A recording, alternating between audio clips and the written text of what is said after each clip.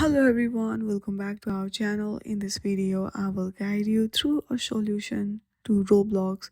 If you are facing an issue of HTTP error occurring on your Roblox, then this video is for you.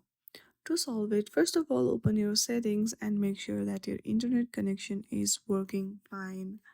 Then go back to your settings and then scroll down a little bit. There you'll see an option of general, hit on that. From here, go through the VPN and device management and make sure that no VPN is connected to your device. Once you check that, go through the iPhone storage and search for Roblox application.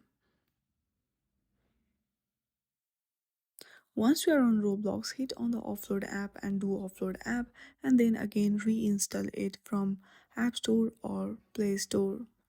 Once you download it, your problem will be solved. I hope you like this video. If you like this video, then please do not forget to like and subscribe to our channel.